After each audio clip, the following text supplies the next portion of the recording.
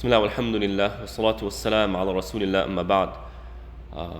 Ibn Qayyim rahmatullah alayh says, among the signs of love is that you frequently mention that which you love. So he talks about this idea a little bit. And he says, فَإِذَا اسْتَيْقَظَ أَحَدُكُمْ Well, I guess it's a quick point. Last time, we started talking about the actions of the higher ranked people, right? And we mentioned that we will always maintain the belief that we will never be of that quality. Why? Because, well, anybody who thinks they are, they're not, right? Because one of the conditions of being that is, number one, humility. There's a lack of humility there, or there's a suffering of humility there. And number two, one of the qualities of these people is that they are very conscious of their faults, of their mistakes, of their sins. And the more acquainted you are with how much sins you have, you don't think yourself of being of that category, right?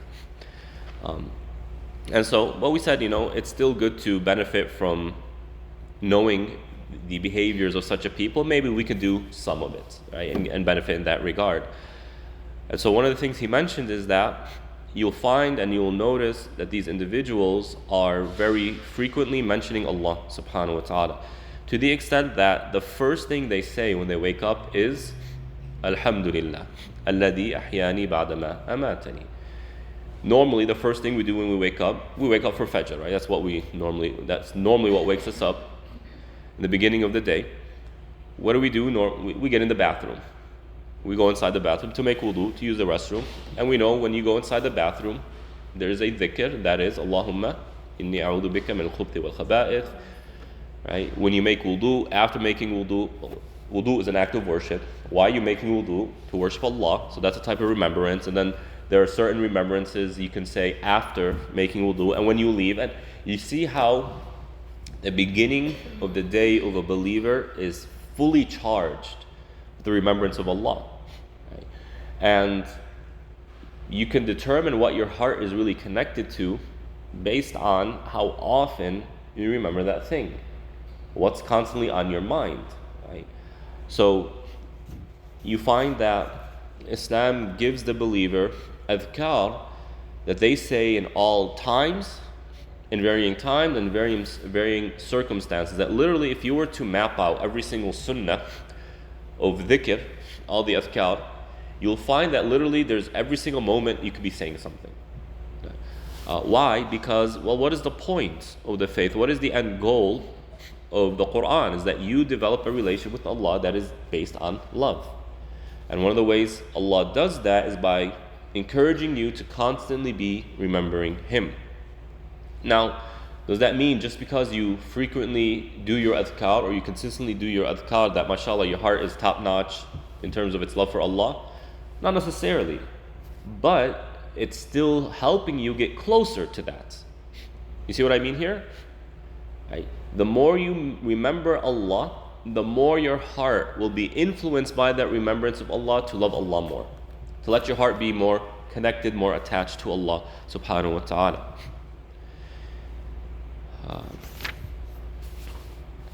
And among that remembrance of Allah that expresses love is ta'ammul al-abd wa istighfar, having hope in Allah and asking Allah for forgiveness. Right? We've spoken quite a bit about hope in Allah. We went through the station of ar-raja, hope in Allah, and raghba, and having hope in Allah subhanahu wa ta'ala. And subhanAllah, I mean, when you look at it from a human psychological perspective, not only is it extremely important for your well-being, your mental health well-being, it's also extremely important for your Iman. Because we human beings, we are, from our infancy, right, from our young age, we are always hopeful for something. Like, I hope this happens. I hope that happens. I hope I could do this. I hope I become that. So that's how we are. It's part of our health. And one of the reasons that is that hope is about the future. Something that you don't have, that you would like to have, that is possible in your mind. Or else if you think something's impossible, you're not really going to have hope in it.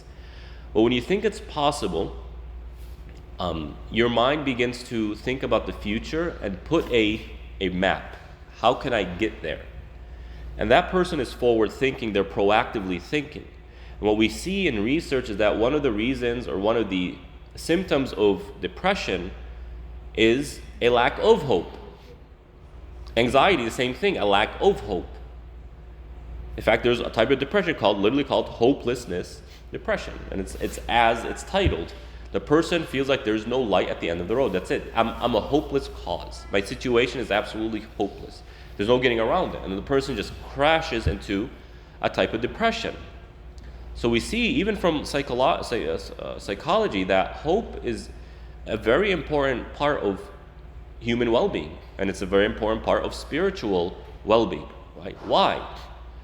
Because when we have hope in Allah, or when Allah is part of that process of hope, essentially what that does for us is connect our heart to Allah.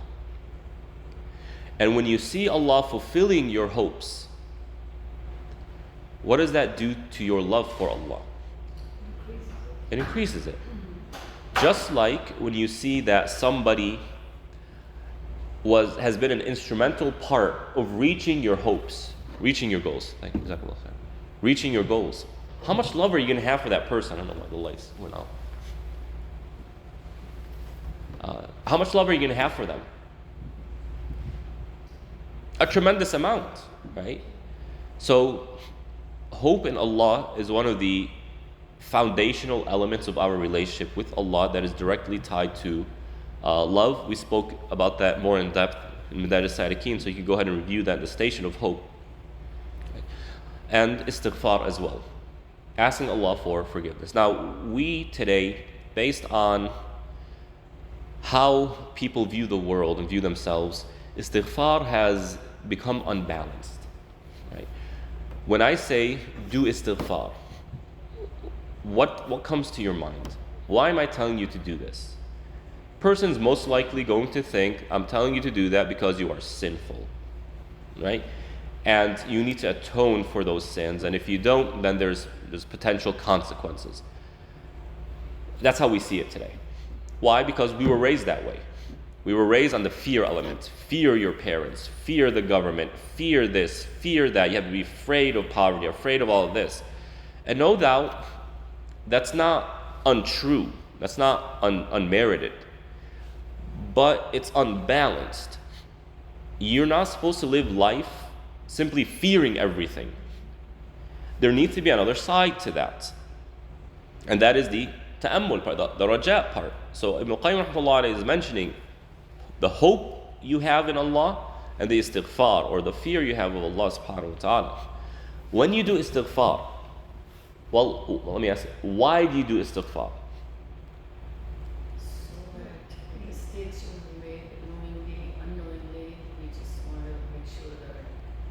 You atone for your sins, right? Now, are you guaranteed that? No. Why do you do it? In hope that Allah will answer you. Right? So you cannot do proper istighfar unless you have hope in Allah subhanahu wa ta'ala. And you're not going to do istighfar unless you have fear of Allah. So they go hand in hand. But you see the problem that we have in our time today, we always focus on one at the expense of the other. No, it's both. It's both. That's the only way it can be properly balanced. If somebody is too fearful and doesn't balance it out with hope, they fall into anxiety. If somebody is too hopeful and they have no fear, I'm guaranteed this, they become too complacent. You have to have both. Right? And so looking at the behaviors of the high tier believers, you find that why they pray, why they fast, why they give zakah, why they worship Allah, why they do good deeds is because they have hope in Allah and they have fear in Allah. And when you have hope and fear in Allah, then you truly have love of Allah subhanahu wa ta'ala. Then you truly love Allah. Hence Allah describes the prophets how أُولَٰئِكَ الَّذِينَ يَدْعُونَ يَبْتَغُونَ إِلَىٰ رَبِّهِمُ الْوَسِيلَةَ. The righteous people, the prophets, they pursue nearness to Allah. That symbolizes love, because you want to be near that which you love. So if it was not for their love of Allah, they wouldn't care to be near to Allah. But they understand, I have to do things to be near to Allah. So they pursue it. يَبْتَغُونَ إِلَىٰ رَبِّهِمُ الْوَسِيلَةَ أَيُّهُمْ أَقْرَبُ وَيَرْجُونَ رَحْمَتَهُ. They have hope in Allah's mercy. وَيَخَافُونَ عَذَابَهُ. They have fear of Allah's punishment. Now they truly love Allah. So when we pray, when we fast, when we do any of these things, it needs to be charged with hope of Allah and fear of Allah. If I don't do the obligations, there are consequences. And when I do the obligations, I am hopeful for reward. That is balance. Again, one or the other is not enough. It creates imbalance. It causes a person to lose fundamental spiritual nourishment and vitamins, so to speak, from these acts of worship.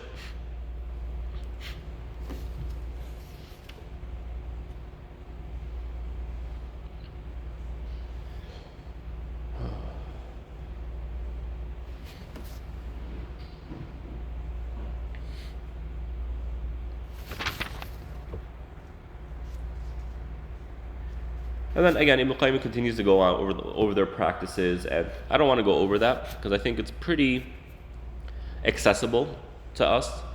There's a nice book called The Fortress of the Muslim. Right? It's very widely.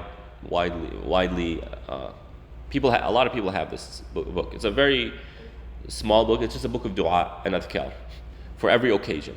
If you're feeling sad, here's a dua. If you're feeling anxious, here's a dua. What do you say when you first wake up? Here's a dua, or here's a dhikr. What do you do when you go to sleep? Here's the adhkar. If you don't already have it, I highly recommend you get it and you start memorizing these things. The Fortress of the Muslims. Probably everybody has it. It's translated in many languages. If you don't have it, get it. And it shows you all the practices throughout the day. Apply these, and on top of the reward that you're getting, you're also improving your relationship with Allah subhanahu wa ta'ala. Now, as a note, what made people righteous was not the excess of what they did, but rather the heart behind doing it, right? The intention behind doing it. Also, they never went beyond the practices of the Prophet ﷺ. You don't have to do special actions in order to be a special person. All the prophets, the companions, their nearness to Allah was expressed through salah, zakah, sadaqah, fasting, these things. Not dancing, not jumping up and down, not being around wali so-and-so, not any of these practices, right? The average Muslim understands exactly what they need to do to be near to Allah. It's that simple. It's that simple. Right? So don't fall into these are special things that you can do. No. I'm not interested in special things that I can do. I'm interested in what the Prophet ﷺ did. That's what I care about. And these are the things that Allah told us to do in order to be near to Him. وَأَقِمِ الصَّلَاةِ لِذِكْرِ. Establish prayer for my remembrance. Right? There's no better way of establishing dhikr than salah, period. So anybody who comes and says, I have something special, nobody else knows about it, all of it is nonsense. Forget about it. Right? It's all propaganda, all marketing strategies, whatever you want to call it. What about certain ayahs of the Quran? I get it in my newsfeed so much. If you do this, recite this many times, this is what. So these things that say if you recite this verse X amount of times, or if you say this X amount of times, then your reward is X, Y, and Z. Most of those, not all of them, most of them are unauthentic. Some are valid. If you say Subhanallah wa bihamdihi 100 times, then it's a huge way of getting your sins expiated. Among other things, La ilaha illallah wahdahu la sharika lah, lahul mulk wa lahul hamd wa huwa ala kulli shay'in qadir, 100 times, then there's a certain virtue attributed to it. So you do have some that are authentic, but most of them are unauthentic, right? Especially if you start getting into ridiculous amounts. If you say this 10,000 times, relax. The Prophet isn't going to tell you to do something 10,000 times because he understands our capacities, right? And our day-to-day lives. Sometimes it's helpful to have like a little amount, like counting, just for focus, just. I'm not talking about the counting. You can count as much as you want. If your goal today is to do dhikr 10,000 times, by all means do it. What I'm saying is that when that it said if you say this 10,000 times, then your reward is this. I'm talking about the reward part, right?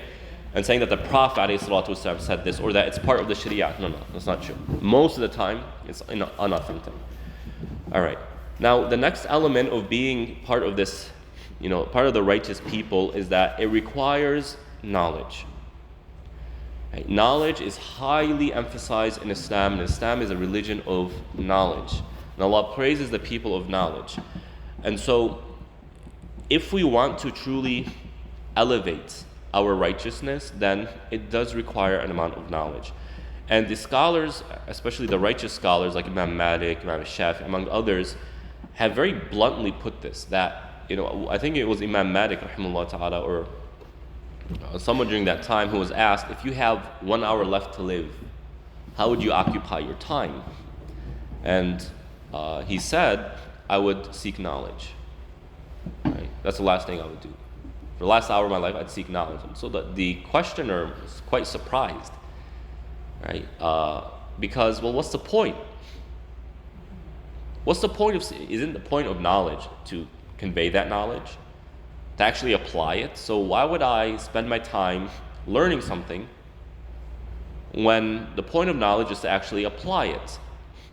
And I forgot exactly what Imam Malik's response was. I think his response was, يُؤْتِ الْحِكْمَةَ مَنْ يَشَاءُ وَمَنْ يُؤْتَ الْحِكْمَةَ فَقَدْ أُوتِيَ خَيْرًا كَثِيرًا. That whoever is given knowledge and they have been given something very grand, if I'm remembering correctly. But also, one of the things I think Imam Malik is doing, rahimahullah ta'ala, is truly emphasizing the importance of knowledge in our minds, right? So knowledge is incredibly important. Why? Because it teaches you not only what you need to do, but why you're doing it. It teaches you how to engage it. What's the purpose behind it? How to maximize what you get out of it. What's really going on when you do these things? So you cannot tap into the full potential of salah and zakah and fasting until you have knowledge of these things. And other statements like the worship of a scholar for an hour is better than the worship of a worshiper for his entire lifetime. Why? Because the scholar is worshiping Allah on knowledge. And part of that knowledge is knowing who Allah is, who you're worshiping. Also, the scholar is aware of the plots and the tricks of Iblis. Right? They're able to more quickly detect the elements that nullify your worship. I have people come to me and say, I think I'm doing this for the wrong reasons. Who was it? And Muhammad. Whatever the action was. I was doing this and I stopped. Why? Because I realized I was doing it for the wrong reasons. And I'm sitting there listening to this. I'm like, Shaitan tricked you. Shaitan tricked you.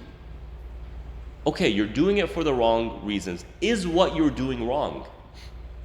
Forget about the reasonings. Is what you are doing wrong? No, what I'm doing is right. Then why leave what you're doing? Why leave the right? Rather, improve the reasoning behind why you're doing it.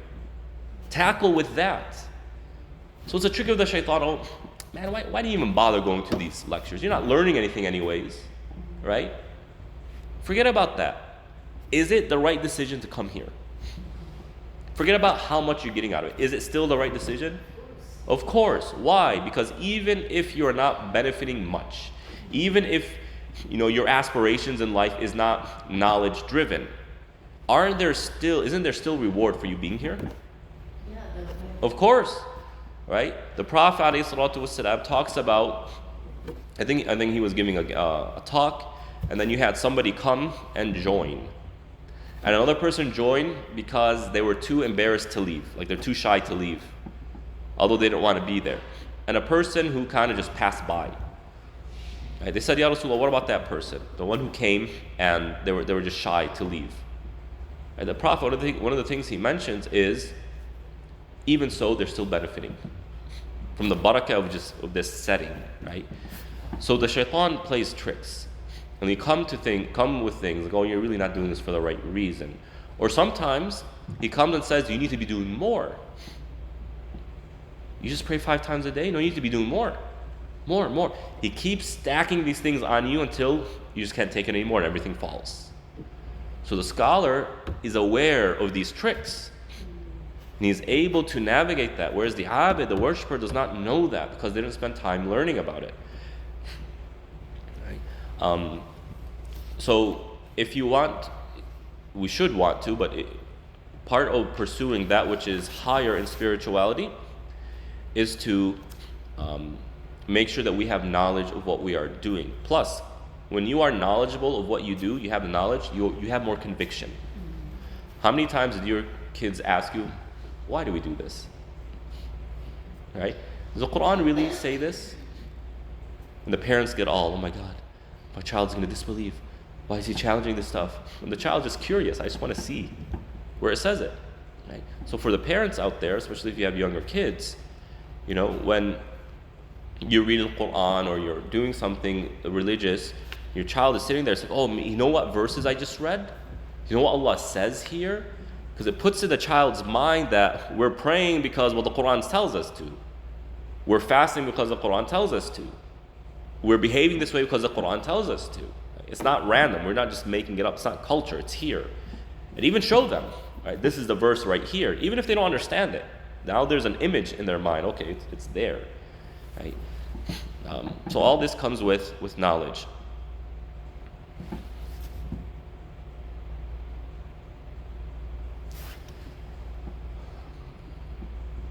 Now Ibn Qayyim rahmatullah alayhi starts to dive into the irada aspect, the will. Why are they doing this? These people of high spirituality. And he says, وَمِنْ شَأْنِ الْقَوْمِ أَن تَنْسَلِخَ نُفُوسُهُم مِّنْ التدبير والاختيار الذي يخالف تدبير ربهم تعالى واختياره بل قد سلموا إليه سبحانه التدبير كله فلا يزاحم تدبيرهم تدبيره.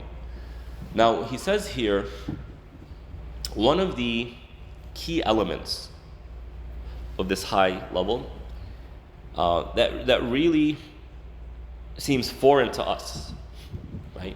Now, when I talk about this, you can be like, man, this isn't part of my life, which is okay, right? It doesn't make you a bad Muslim, but something to reflect on is that these people of high spirituality have seen Allah's control over the universe, right?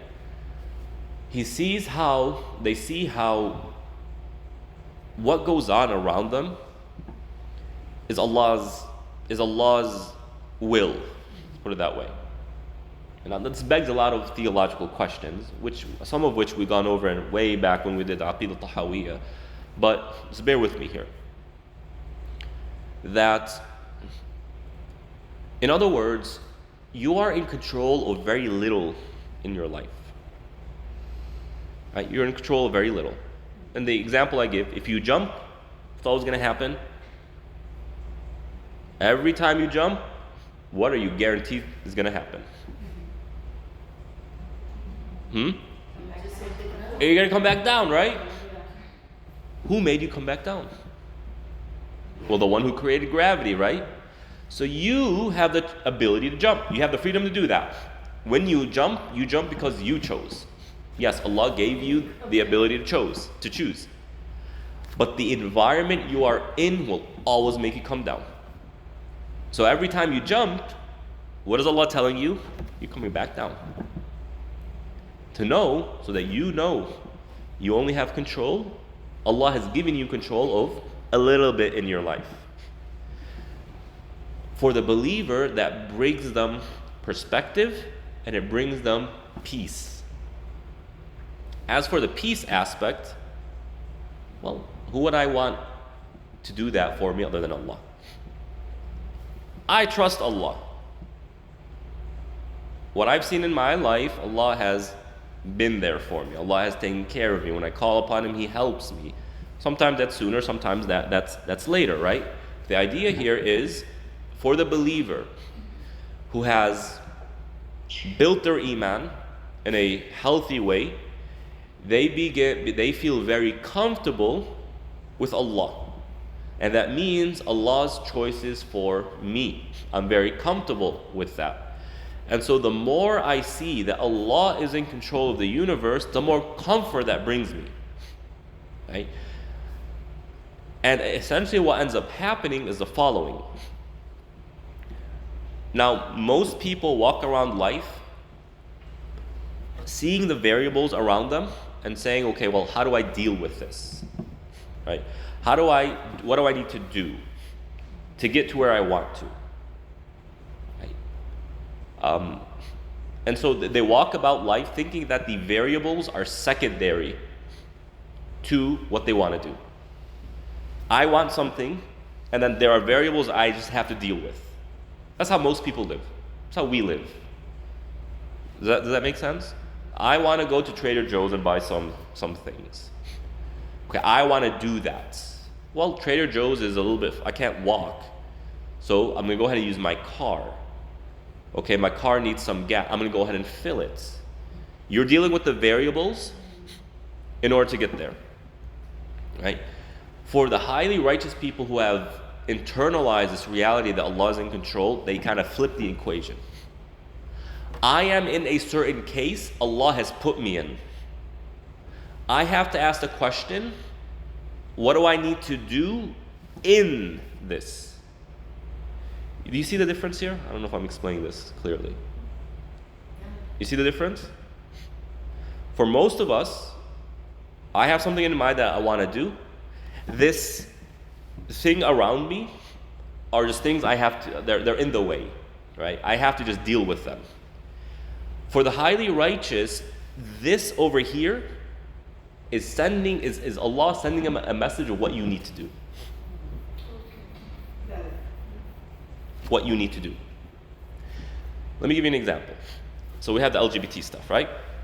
Now, maybe for your generation, you've been spared that. For even my generation, I guess maybe not so much, but those who are in public life, public sector, corporate America, this is a threat to them. They have to navigate this. To them, okay, I want a promotion. There are these things in the way, I just kind of have to weave around them. There's nothing wrong with that, right? But for the righteous person, the one who's of this level, to them, they see the LGBT movement as a message from Allah, something is off. What is it that is off? Why did Allah allow these people now to have a voice? To us, or to the righteous, Allah allowed them to have a voice. And people's hearts are in Allah's hands, right? He will cause strong people to weaken. And He will cause weak people to become stronger.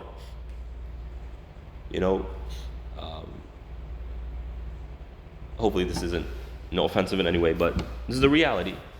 Your generation looked at white people how? The Westerner. Right? The Westerner. You gotta be careful, right? These are high class, right? That was the reality back then. They had an amount of izzah that Allah gave them. Doesn't mean they're theologically right.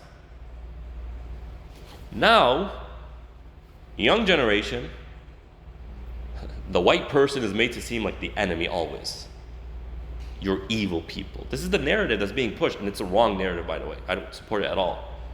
But you see this. The white person is like being attacked, being weak, being taken down. There's a documentary, Exterminate the Brutes.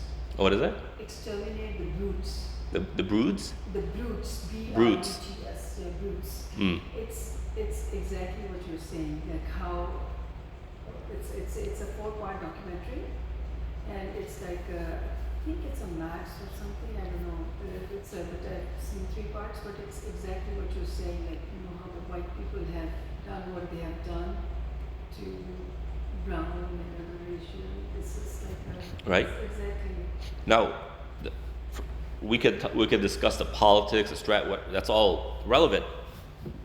But the point I'm trying to make is, for the person who understands Allah is in control, they remember the verse, تؤتي الملك من تشاء وتنزع الملك ممن تشاء. Whoever he wants to. Hey, the Western world rose because Allah made them rise. And the Muslim world fell because Allah made them fall. There are reasons why it happened, right? I'm not negating that. But in the mind of the righteous, this is the reality. And it's for reasons. I am in this context. There's a reason why the LGBT stuff is happening now, happening here, and all of a sudden they go from like being, seen as you people are weird, to like now it's like it's a norm. There's a reason why. There's things going on. Allah is sending us a message through this. What's the message? Well, one of those messages potentially is family. You all forget about your family. This is a reality, right? One of the reasons why the LGBT movement has risen is because there's no family. And that's why they're always attacking families.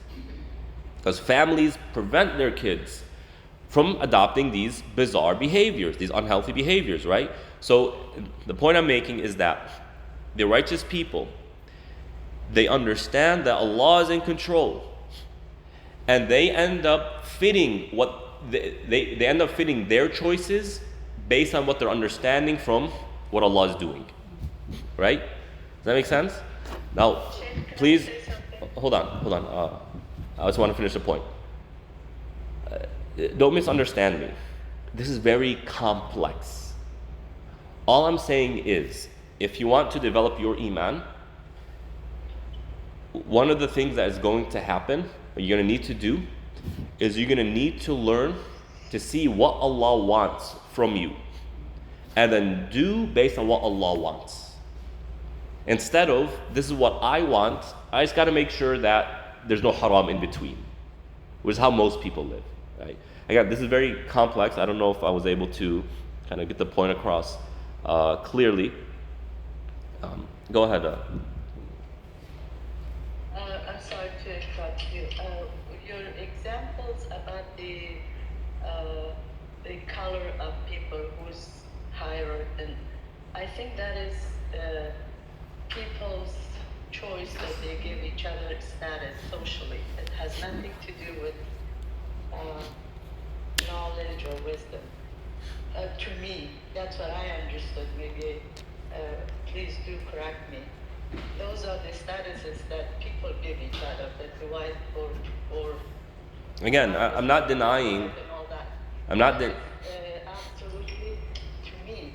But the other examples that you gave, I feel like they were talking more about the wisdom, right? Do you think the wisdom is, which to me, I'm confused about the knowledge and wisdom. Which one is more important in Islam? Wisdom or knowledge? So, let's stay on point here. That's a different question, right? The Prophet ﷺ says, at the end of times, you all will be a lot. But the disbelievers will come and they will invite themselves on you and just split you apart. They say, Ya Rasulullah, are we low? Are we small in number? They said, no, you are a lot in number. But you're weak. And he says, why are you weak? Because of your love of this world. And as a result of that, you are no longer seen with izzah. They don't look at you, they don't see you as strong. Right? There's a type of perception there. They see you as weak. It's taken out of the hearts. So literally the hadith says Allah will take their fear of you out of their hearts. Right? And again, I'm not denying that there are reasons for this. I'm not saying it's completely void of reasonings. There are reasons for it that we need to address and need to navigate, right? But I'm giving you just an example that there are reasons for things. And you're saying the wisdom of Allah's, yes, there are wisdoms. The righteous person understands those wisdoms and realizes that there's a wisdom there. And what is the benefit of me going against that wisdom? And this is Allah's wisdom. And so I need to work within Allah's wisdom.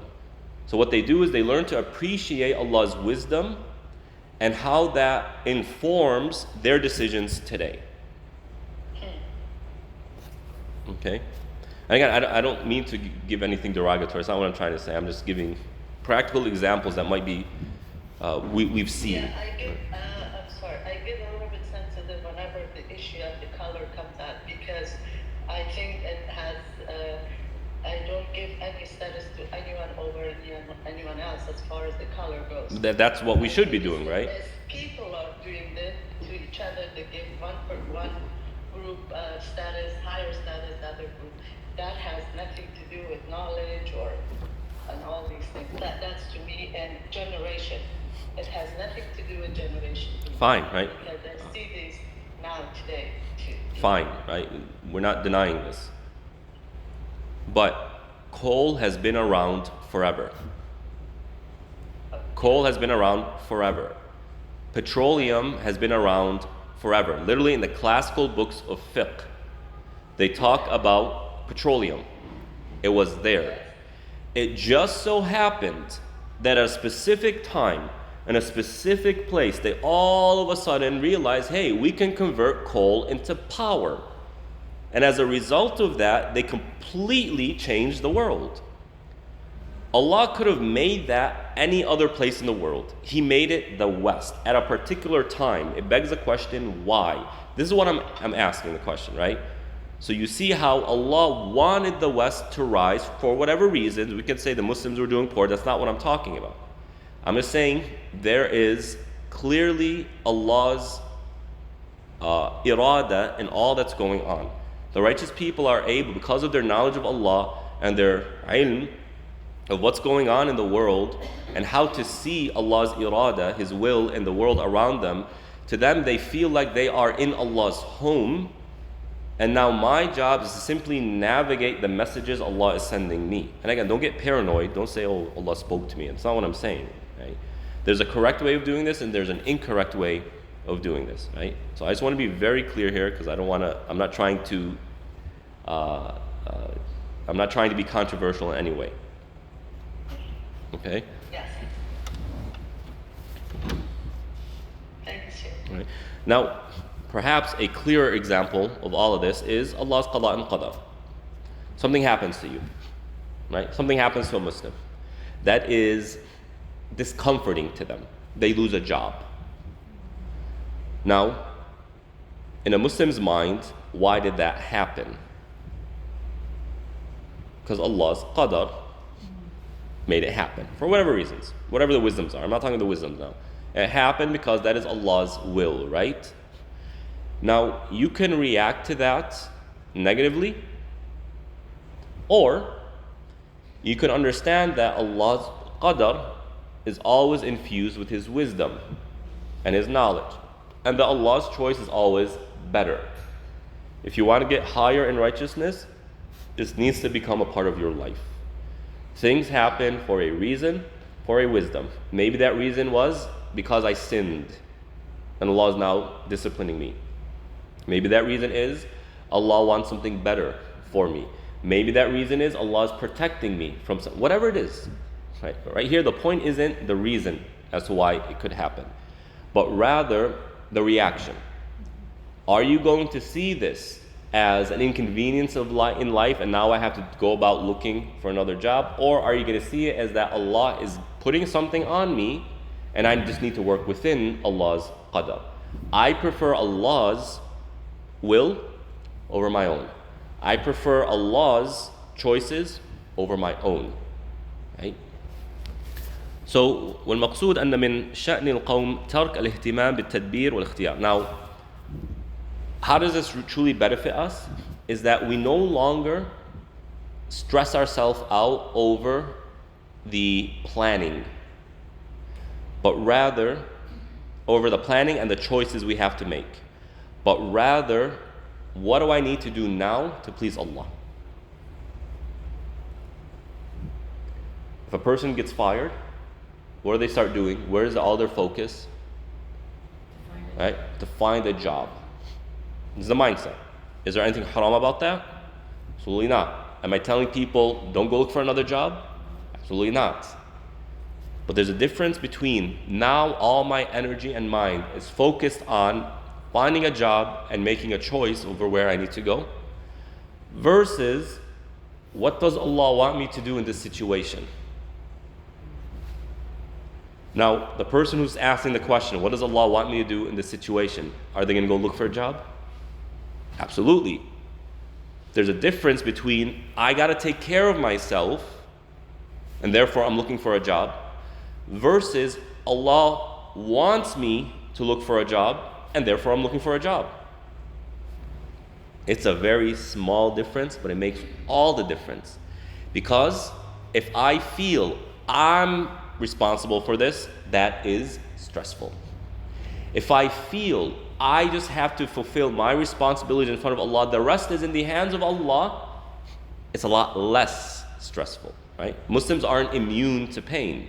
The Prophet ﷺ would feel sorrow, he would feel grief, he would feel depression sometimes. I'm not talking about clinical depression, I'm just talking about the feeling of depression. He would be afraid sometimes, right? That's all normal. But there's a difference between feeling that and being dominated by that, right? So the believer is somebody who in their love of Allah, in their trust of Allah, leaves the choices and the plotting and the planning to Allah and just focuses on what does Allah want me to do in this situation, right? That is a lot more simplistic. And if that's the case, then I'm not worried about the results. The results are in the hands of Allah, right? It's Allah subhanahu wa ta'ala's choice. Okay, so we'll go ahead and stop here. Sallallahu ala nabiyyina Muhammad wa ala alihi wa ashabihi ajma'in.